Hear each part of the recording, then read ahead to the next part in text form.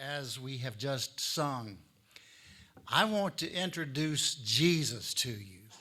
And I want him to be the one who speaks to you.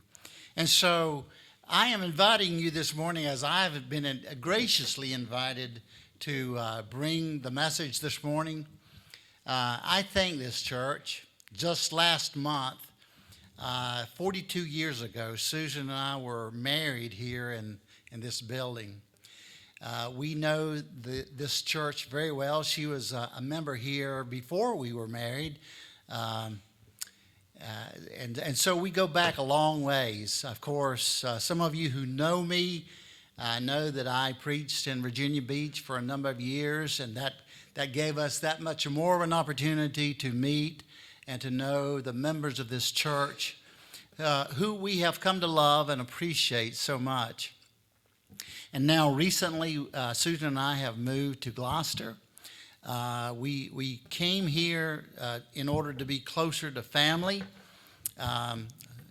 Susan's sister Leanne lives in Gloucester, and of course her dad, Fred, a member here, lives in Williamsburg.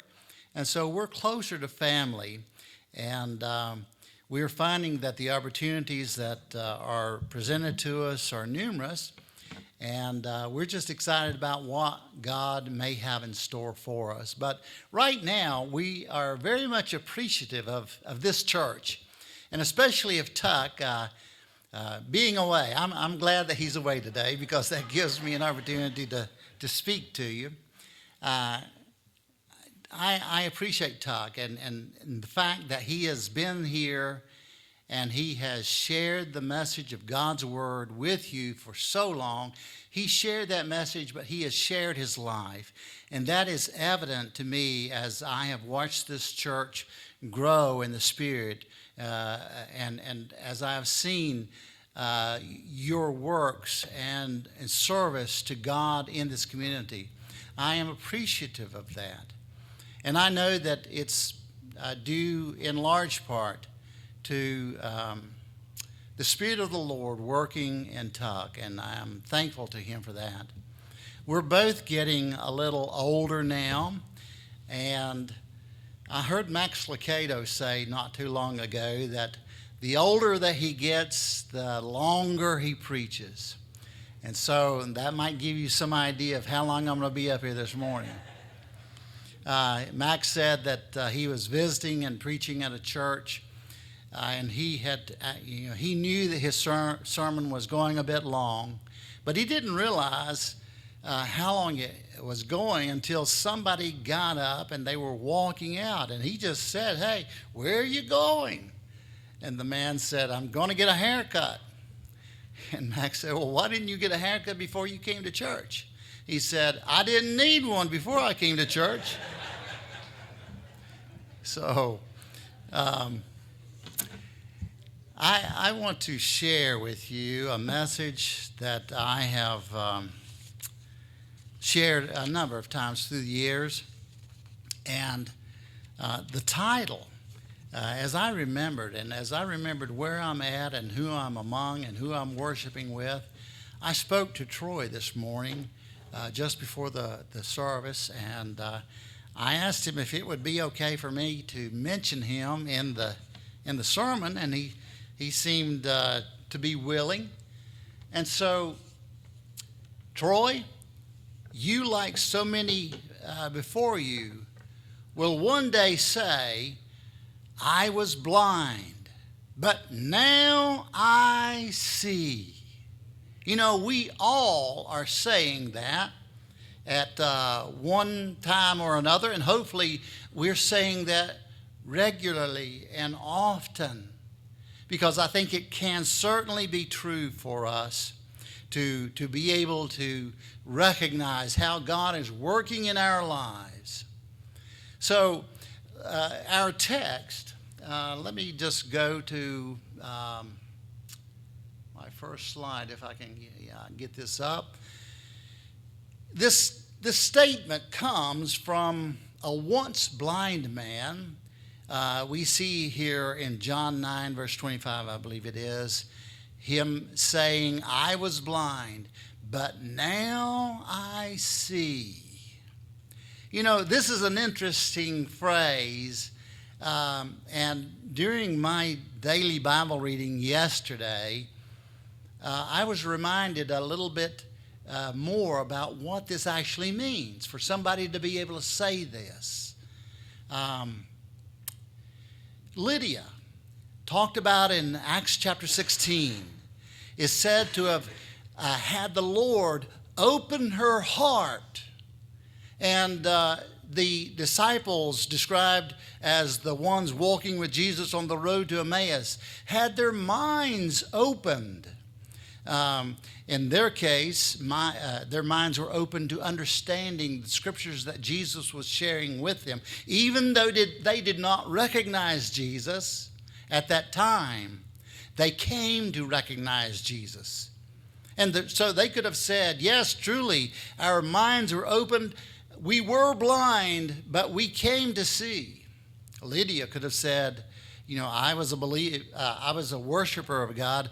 I gathered with other worshipers by the river. But when Paul came and shared the gospel, the Lord opened my heart, enabling me to see Jesus.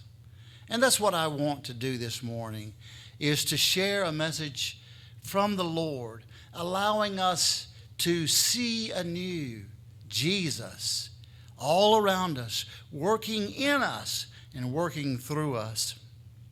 And so, looking at this text, and we're going to be looking at John chapter 9 this morning, but it reminds me of John Newton.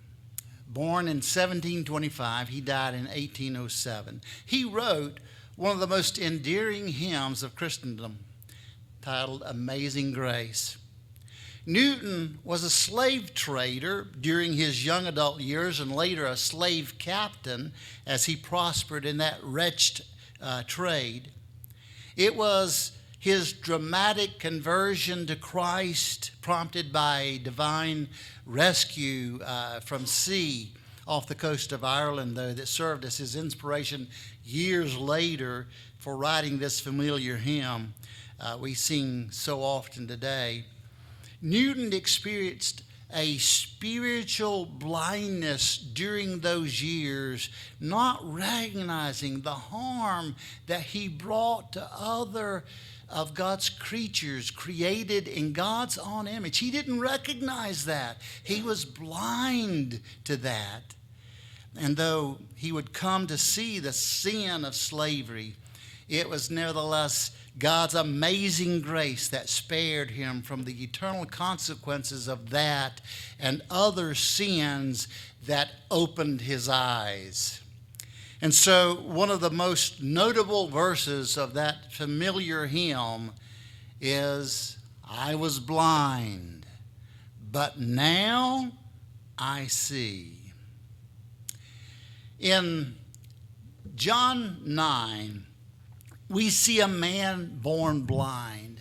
And the disciples and Jesus are walking along to the temple to worship and to pray, and they see this man who was born blind.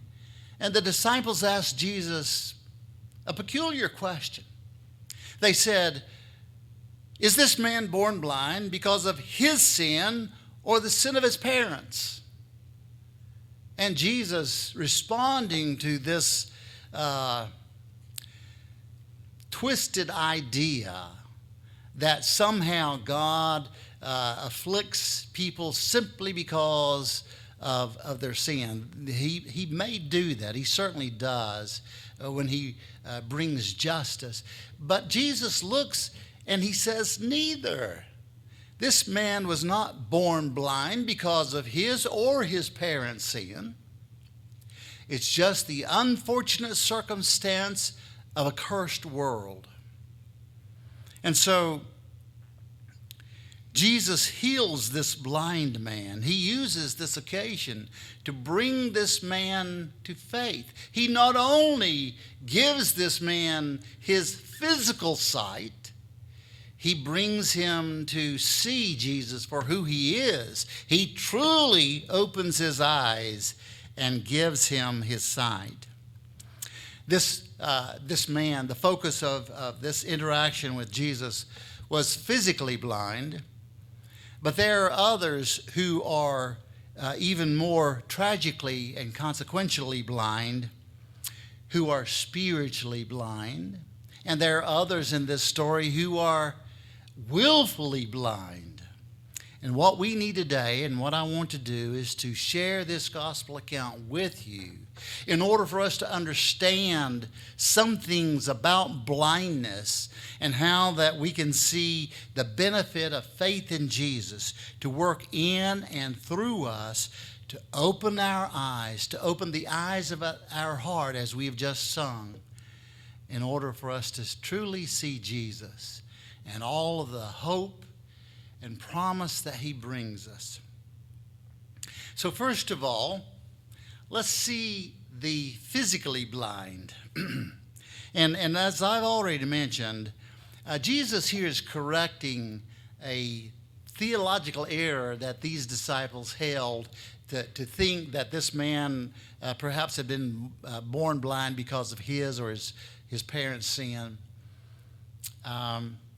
Not all that happens in the world is the will of God. We should know that. And this is what Jesus is showing us in this text. But he says in verse 5, "While I am here in the world, I am the light of the world." And then he spits on the ground, made mud with the saliva, and spread the mud over the blind man's eyes. Now, this is a peculiar incident. It's one of only 2 times in the New Testament that Jesus heals someone in this fashion, by making mud and spreading it over their eyes. You know, and if you're not aware of it, I certainly, it's not common to me, but I've heard the phrase, the toast actually, here's to mud in your eyes. How ironic when someone should make this toast, because usually they're referring to toasting with alcoholic beverages, which some people use to drink themselves blind, at least if only temporarily. And what Jesus is doing here is he is creating an opportunity for a wider audience, for more people to gain from what he is doing here with this man. And so we see in verses 8 and 9 some discussion after this man is actually healed. So others look at him and they say, well, you know, who healed you? And others are saying, no, you know, it's not the man that we know who was blind. It's someone who only looks like him. But the blind man who had at least previously been blind gives this testimony. He says, it's me. I was blind, but now I can see. And so John 9 and 10, they asked, well, who healed you? Where is he at? What happened? And these are some very natural questions that would be asked. He told them, the man who they called Jesus, he made some mud, he rubbed it over my eyes, and then he sent me to the pool of Siloam to wash, and I can see. Well, this is an unusual happening because mud cakes over the eyes are not your typical way or ointment for healing and giving sight. Who would do such a thing? John 9, verse 12, the question, where is he now? What did he do? And the man says, I don't know. I was blind, remember? He put mud on my eyes. He sent me to the pool of Siloam. He didn't go with me. I was blind when I was there. I don't know where he is. And he was saying, too, I don't really know who he is. And so we see the physically blind, but look now at the spiritually blind. What happens here highlights the danger of spiritual blindness. They, meaning some of the people who knew this man, who knew that he had been born blind, who knew about this healing, they, and that's what we're told, they took the man who had been born blind to the Pharisees. Why did they do that? Because they had witnessed a great miracle? Because they wanted others to join in the celebration? No. We see the reason why. Because what had happened was on the Sabbath. It was on the Sabbath that Jesus had worked to make mud. It was on the Sabbath that he sent this blind man on a journey, walking, again considered work. It was on the Sabbath that he washed and was healed, again work. And so these who took this blind man to the Pharisees, what were they seeing? Were they seeing a great miracle? Were they ready to celebrate and honor God? No. What they were seeing was perhaps a breaking of their religious rituals, causing them to be blind to seeing the work of God. And you know, this happens all too often. And this is one of the reasons why we need to be aware of this. Because it's not just the physically blind who need healing. It's those who cannot see the work of God, who become suspicious and even put their religious rituals up in front of their eyes, preventing them from seeing the work of God. These are the spiritually blind. And so John 9, verses 13 through 15, they take the man who had been born blind to the Pharisees because it was on the Sabbath. You remember on another occasion, Mark chapter 2, Jesus was accused of breaking the Sabbath, and there he had to say the Sabbath was made for man, not man for the Sabbath. And he declared himself to be the Lord of the Sabbath. And what he was saying was, you know, God gives benefit to humanity created in his image. He doesn't burden us with religious rituals to bind us and to burden us. God sets us free. He heals us. We need to recognize that. But here, in looking at this, there was some deep division. Verse 16 tells us that only some of the Pharisees recognized this miracle. Others said, no, we've got to take this man to the Pharisees and have this matter examined by them. Well, notice here in verse 17, the Pharisees, after examining and questioning the man who had been healed, who had been blind but had now been healed, what were they seeing? And there was some discussion, and there was some division between the Pharisees who were involved in this examination. Some said, no ordinary sinner could do such a miracle. Others were saying, hey, we know that God would not work through someone who would sin by breaking our Sabbath rules and law. And so they asked the man who had been born blind, what's your opinion? What is your opinion about this man who healed you? He said, I think he must be a prophet. Here he has been healed and he's been given his sight. What is your opinion? Naturally, he knows that he has been healed. He has received a great gift from God. I think he must be a prophet. Now, notice that he's still not sure. and he's going to come to some surety as we work through this text. But right now, under question, what is your opinion? I think he must be a prophet. And so we look and we see that this man has some idea. He's come to some realization. And so the examination continues. We've seen the physically blind, this man who received his sight, a great gift from God. And then we see the spiritually blind questioning him, refusing to believe, refusing to accept what God has done. Why? Because of their religious rules. To them, it's just not possible that somebody would break the rules that God has established in their mind and in their heart, which was really only their rules, not from God. Their rituals, not from God. And so we see now some who are willingly blind. And, you've heard the phrase, none are so blind as those who will not see. These parents of this blind man are called in and they are questioned.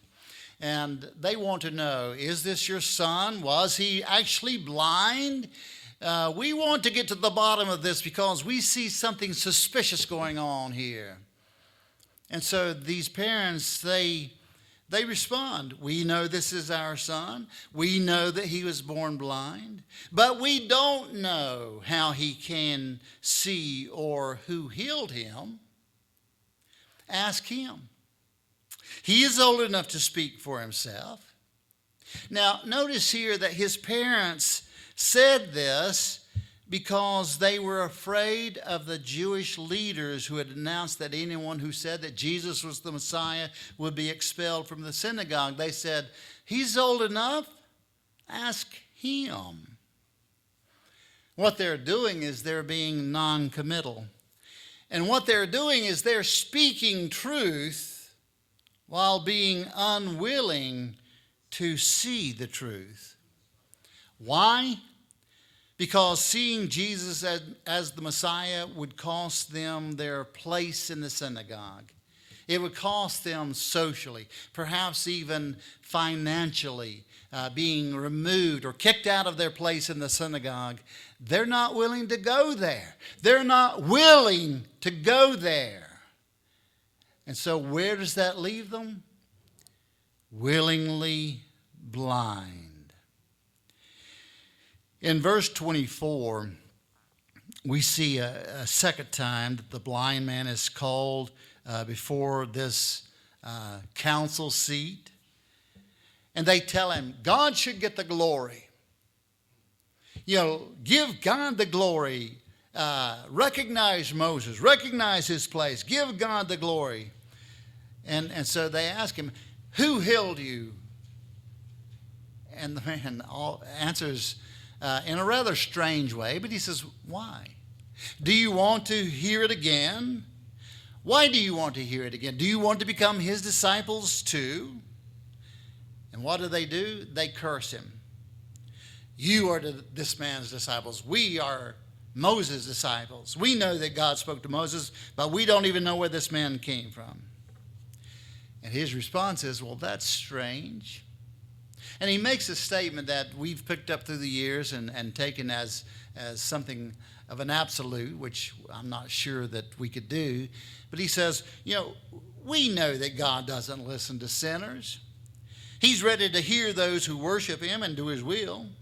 Ever since the world began, nobody's ever been able to heal someone who has been born blind.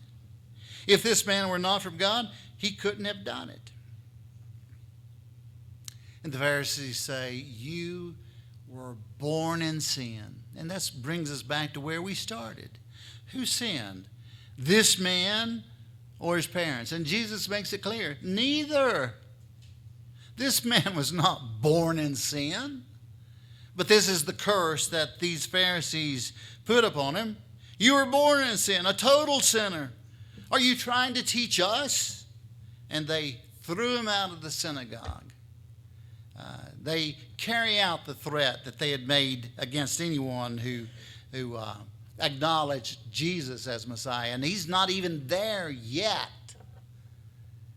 Well, verses 35 through 38, Jesus hears what has happened, and he found the man. Jesus went looking for the man, and he asked him, "Do you believe in the Son of Man?" Now, this is a title that is not lost on the Jewish listener, the worshiper. The Son of Man is a reference from Daniel chapter 7 to the Messiah, the one who would come to redeem God's people. And so the man said, "Who is he, sir? I want to believe. I know this individual, this promised one. I want to believe. Who is he?" And Jesus makes an astounding statement. He says, "You have seen him. Not just with your physical eyes, but looking from your heart. You have seen him, and he is the one who is speaking to you now." And now, this man makes what we would call a good confession. "Yes, Lord, I believe." From all that he has been through, from all that he has experienced, he comes to see and to understand and to know that Jesus is the Messiah, the Son of Man. And so here in verse 39, then Jesus told him, "I entered this world to render judgment, to give sight to the blind." That's where we're at. To give sight to the blind. My mother was legally blind from as early as I can remember.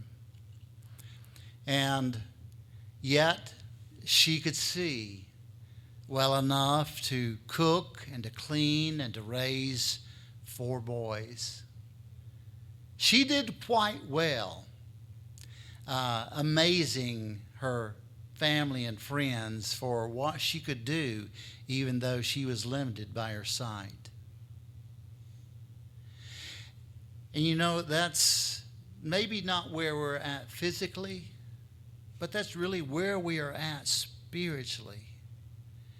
We're all still struggling to find our way. And that is why we need the eyes of our heart opened, to see Jesus, to take hold of his hand, to willingly follow him wherever he leads. Because look at the next part of this sentence. Jesus comes not only to give sight to the blind, but to show those who think they see that they are really blind. And this is where those Pharisees who could not accept or would not see this miracle that Jesus performs, this is where they're at. They think they can see. They believe that they have Moses on their side. But Jesus says they are blind. And so today, what I hope and pray is the case, is that we all can get a better glimpse of the one that we call Lord, of the one that we recognize as Savior. Because, friends, I am sure that we are not where we need to be. If the Lord sends us to the pool of Siloam, we must be willing to go. If we have to fumble and ask someone to take us by the hand and lead us along the way, let's be willing to do that. Let's not remain back and sit in judgment on whether or not that was a work of God. Let's be willing. Let's be able to see where God is working in our world, in our lives, allowing Him to open the eyes of our heart, to open our mind as He did for those disciples on the road to Emmaus, to understand Jesus when He speaks. So often we're caught with our Bibles open wondering, well, what does this mean? When really we pray and we ask, Lord, open the eyes of my heart. Help me to see. Help me to understand. Help me to know the way that you want me to go. And this is the prayer of all of us, to be able to see and know Jesus as the Lord and Savior of our lives. Won't it be grand this afternoon to be able to say, I was blind, but now I can see. And this is the opportunity that you have. If in being here today, you realize, I've been coming to church for a while now. Or maybe you're saying, well, this is one of the first times I've ever been to church. But, I'm beginning to see. I'm beginning to understand. Yes, I believe that Jesus is the Christ. I now believe that Jesus died on the cross for my sins. And then understanding that, being willing, and Jesus Himself said, if you have faith as small as a mustard seed, you may be sitting in your seat today and saying, I don't believe all that much. I don't know a whole lot, and I'm sure that I'm not living the kind of life that I need to be living. But I'm beginning to see. I'm beginning to understand. If that's where you're at, you are ready. Faith as small as a mustard seed. Confess your faith in Jesus. Turn to Him. Call out His name. He will heal you. He will give you sight. And it's not just the invitation to the unbeliever to name the name of Christ and to be baptized. We're doing that. The elders will be in the back. We'll all be available to you if that's the decision that you're ready to make today. But we also stand ready for one another to be able to say, I was blind, but now I see. Thank you, and may God